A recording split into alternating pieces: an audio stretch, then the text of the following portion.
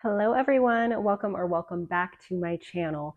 Let's talk about some unconventional ways to get or stay motivated to lose weight during your fitness journey, during your health journey, whatever that looks like for you. We all lose motivation at some point. Many of you know I have lost over 100 pounds and have kept it off for several years. And during my weight loss journey, I wasn't always the most motivated, and I had to find new ways to either get me remotivated or stay motivated.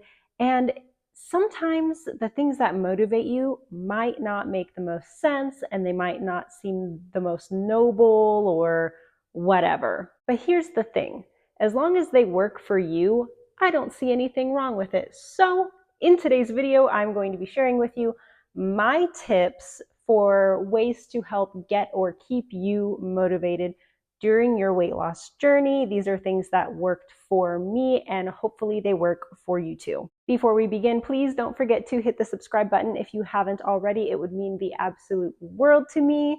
And now let's get into the tips. So usually we hear things like, think of your health, think of your health. Health should be the motivating factor. Think about how healthy you're going to be. Think about how healthy you're going to get. And yes, that is the most important thing. However, if I'm being honest, it gets boring. Thinking about your health gets boring after 2, 3, 4 weeks of exercising and eating healthy, and the thing that's supposed to motivate you is just thinking of your future health. Yes, it is motivating, but sometimes it's just not enough. Sometimes, if we're being honest with ourselves, we need a little extra push. So these are the things that helped me get re-motivated. Number one, having a goal within the goal. Sometimes you need to switch your goal up in order to get re-excited, re-motivated, but just make sure that that goal has to do with the end goal. So if your overall goal is to lose 80 pounds, and let's say you've lost 20, you're looking great, you're feeling great, but you're just like losing motivation to go to the gym, losing motivation to eat healthy. And yeah, you're thinking about your health and how great you're going to feel and how good you're going to look and all that. And it's just not doing it for you. Set a new goal, something new, something different that will still lead you to where you want to go. For example, can you have a goal that is to complete one of those like Rugged Maniac, Tough Mudder, Savage Race, those races where maybe it's like a 5K, but there's a bunch of fun obstacles. It's not a super serious race, so you don't have to like sprint and run and be first. It's just something you could do with your friends, and then at the end you get like a medal and a t-shirt. That is something fun. That is something that gives you a lot of exercise. It's exciting, it's easy to get motivated by it, and it still has to do with your overall big picture goal because it has to do with your health and your fitness. Something else that was really popular during the COVID times were the virtual fun runs. And I actually did 2 of these. So there's plenty of different websites where you can go on and you can say, okay, I'm going to do, running around Peru. And it's, X amount of miles. And basically you log your steps every day or your runs every day. And then once you get to however many miles you were supposed to hit and you finish the race, you then get a medal in the mail, maybe a t-shirt, something like that. It was kind of a no contact way of running. So if you don't have any of those fun runs near you, you can always do something like that at home. Now, me personally, I actually do not enjoy running at all, but I did do several of the obstacle races because I didn't have to run. So I absolutely did a light jog from obstacle to obstacle. But the obstacles were fun for me. I did it with friends, and it was all climbing over walls or going under bridges or swimming through the water or trying to climb ropes, and then you'd fall into a big pit of goo or whatever. It was just so fun. And then at the end, you get your medal, you get your t-shirt. There's usually vendors and fun things. Now, if running is still not your thing, even with the obstacles, and you're like, no, Zoe, that sounds awful. Some other examples of a goal within a goal is maybe you want to learn how to Zumba. Maybe you want to learn how to belly dance. Maybe you want to take a pole dancing fitness class, just something that is related to exercise and overall health that can be almost a shorter term goal within your long-term goal. You can also do things like this around food, so taking cooking classes and making things from scratch that you would usually buy prepared in the store, invite some friends over, do it with your partner, whatever the case is, just finding new and exciting ways to do things that have to do with your overall goal that don't seem as boring as think of your health. My second tip is it's okay to focus on other things besides your health when it comes to the end result. So, for example, if your goal is to lose 80 pounds, yes, you are going to be significantly healthier. You are going to have a longer lifespan. You are going to feel great. All of your biomarkers are going to look good, blah, blah, blah. We know that, and that's great. And that's very, very important. However, if it motivates you more to think, damn, I'm going to look hot in that bikini this summer, focus on that. Be conceited, be self-centered. Who cares? If that is what motivates you, do it. If you want to wear the tightest pair of skinny jeans, the most form-fitting dress, the smallest swimsuit you can get away with on a public beach, go for it. Do that, have that be your main focus, and the health will kind of come as a default. It's like a byproduct of looking the way that you want to look. When I was going through my weight loss journey, I would print out pictures of other women who had really fit bodies that I liked. I was trying to kind of sculpt my body to be similar to theirs.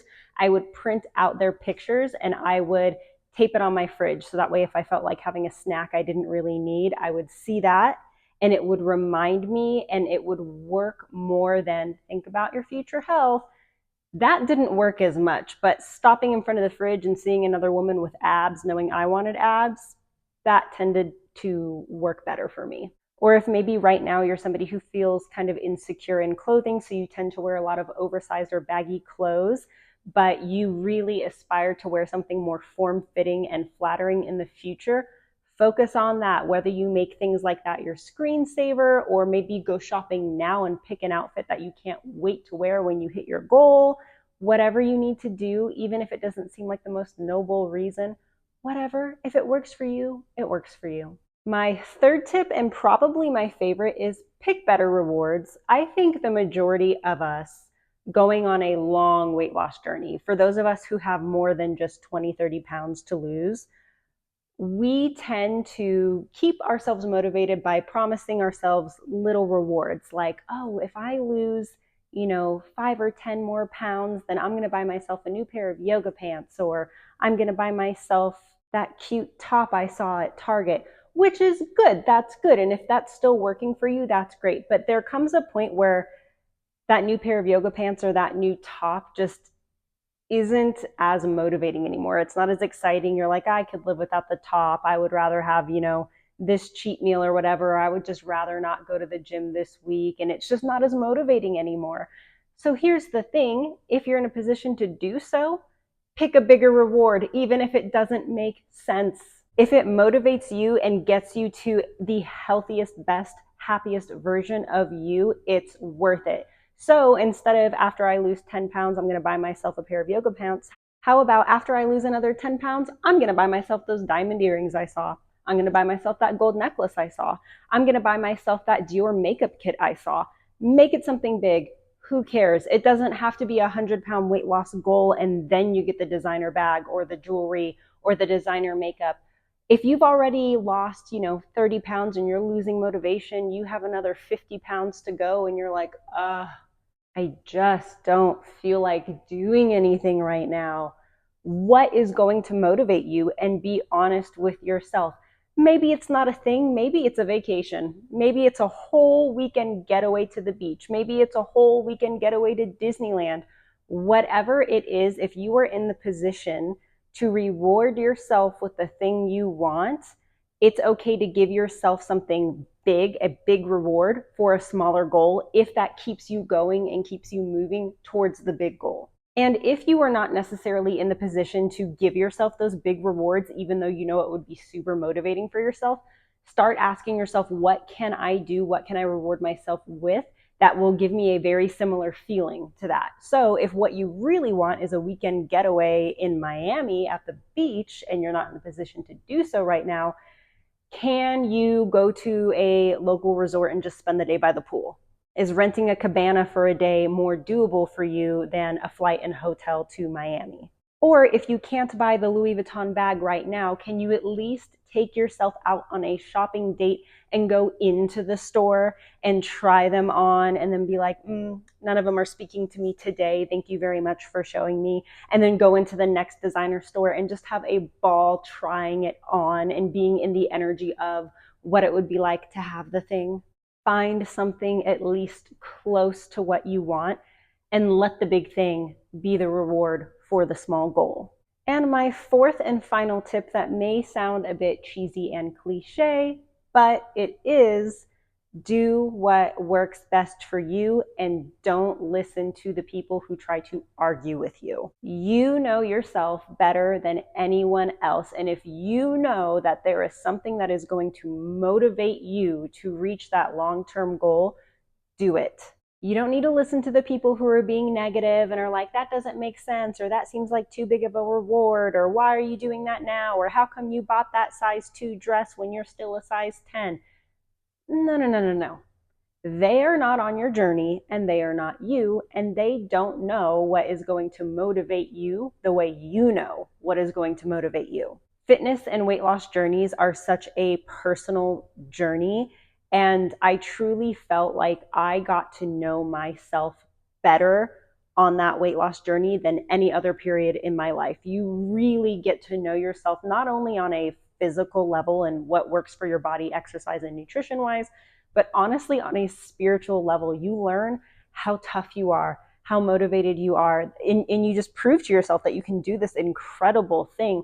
Losing weight is not easy, especially when you've been taught to live a certain lifestyle your whole life and now you're changing it. And it's even harder when you don't have people who are doing it with you. A lot of us kind of do it alone, or we might have a couple friends or family members that are like, yeah, I'll do it. And then they fall off the wagon, and maybe you're the only one that's really serious about it. It is a tough thing to do, but it is so worth it and so rewarding. And sometimes you just naturally lose motivation.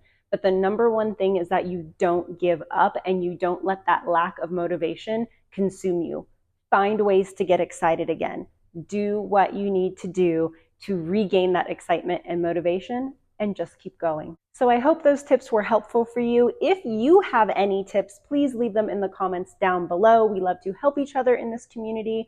You can also DM me on Instagram at Zoe Carter Lux. I respond to every single YouTube comment and every single Instagram message, so please don't be shy. Feel free to reach out to me anytime. I hope you all have a fabulous rest of the day, and I will see you all in the next video. Bye.